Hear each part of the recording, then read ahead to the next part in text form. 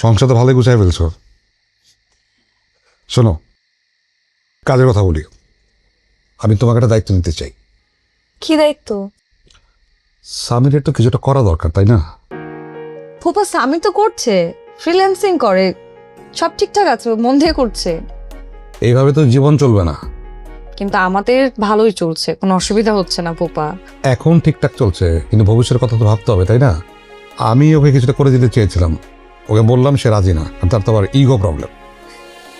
এটা অবশ্য ঠিক বলেছেন, আমার বাবাও হেল্প করতে চেয়েছিল, কিন্তু সে নিবে না, ওই যে ইগো প্রবলেম। জানি তো ওর ইগো প্রবলেম। এখন এই দায়িত্বটা আমি তোমাকে দিলাম, তুমি যেভাবে হোক কনভিন্স করো, বাকিটা আমি দেখবো। কোনো আসসালামু আলাইকুম ফুফা, কখন আসলেন? এই তো ফুপা আসছে, আসার সময় দেখো আমাদের জন্য গিফট নিয়ে আসছে। এসব আনতে গেলেন কেন?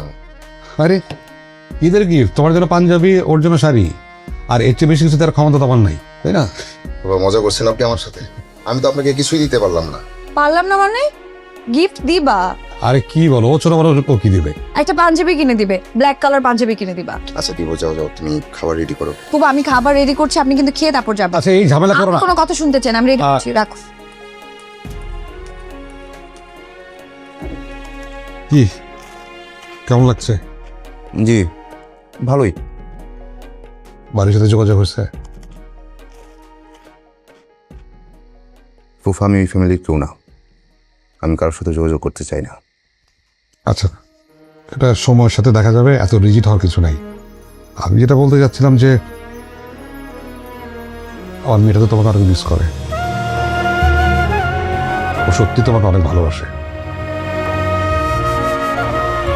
তুই আমার কি হস? আমি তোমার বোন সম্পর্কে ফুফাতো বোন। আর আমি তো কি হই? আমার ভাই সম্পর্কে মামাতো ভাই। তোর কথাবার্তাই তো এটা মনে হয় তুই আমার বস, আমি তোর কর্মচারী। ভাই বোনের সম্পর্কটা না এরকম। চল চল।